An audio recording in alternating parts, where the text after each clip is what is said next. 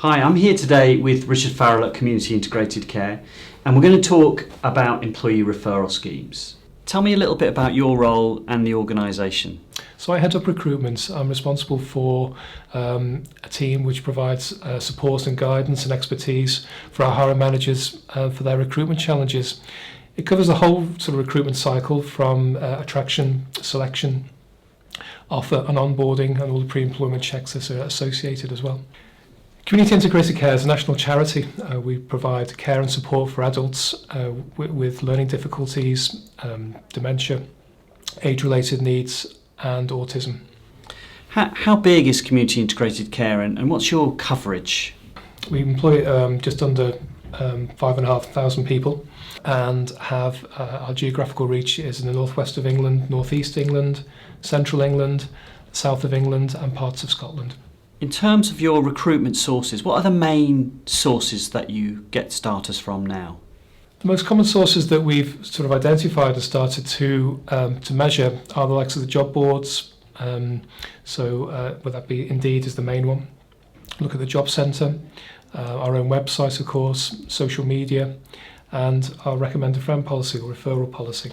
Most providers are at less than 6%, I found, in terms of new starters from employee referral schemes, and you're almost at a quarter. So that hasn't happened on its own. So tell me, what would I experience if I was an employee in the organisation in terms of the scheme? Yeah, if I go back a couple of years, the policy was introduced.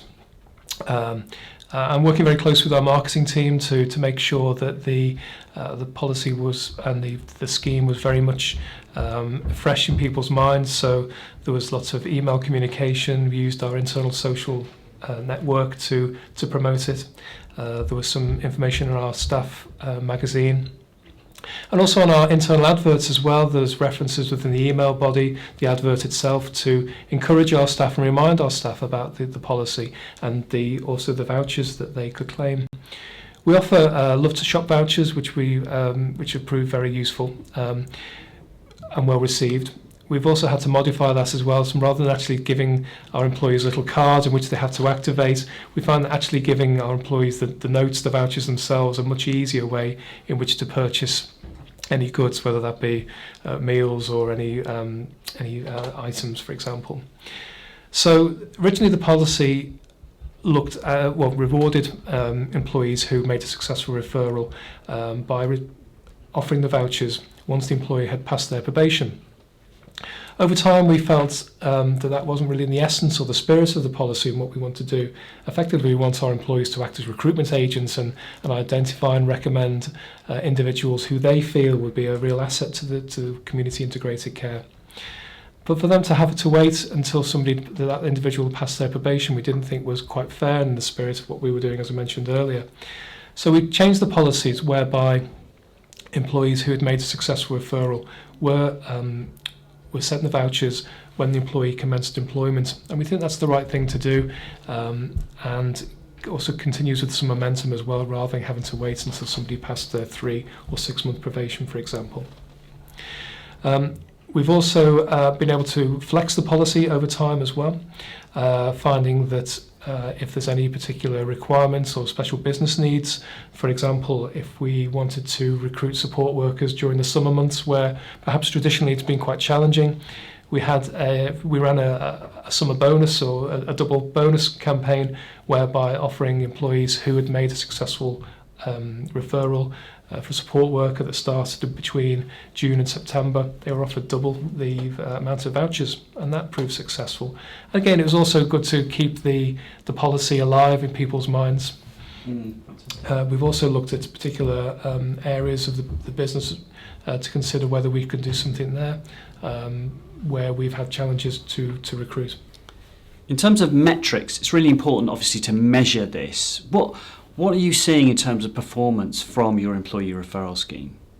Of course, research suggests that one of the benefits of having a referral policy is that staff will retain or work longer for the organisation. So we wanted to test that and whether that research was actually correct in our particular case. So we ran some numbers, and we have a target of 80% retention across the business, and generally our retention levels are below that level. They do tend to fluctuate. What I'm pleased to find out is that our retention levels for employees who would be successfully referred is higher generally than our 80% target rate. So that would suggest that the employees are staying longer who have been successfully referred, in line with the research that is carried out for these type of schemes. Do you have any plans to develop the scheme further in the future? I think we need to work closely with the business to identify if there's any particular areas or roles which we're struggling with, and we can run some more campaigns, as I mentioned earlier. I'm also looking at perhaps trying to move the scheme forward and further incentivise our staff to make more referrals.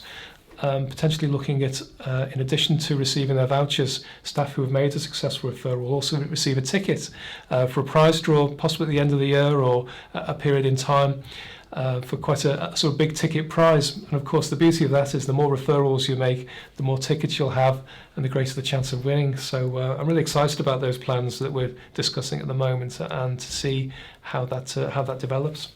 Well, it's been brilliant, and it's such a pleasure to talk to someone who's really nailing my favourite source of frontline care staff. So thank you very much, Richard. Oh, you're welcome. Thank you.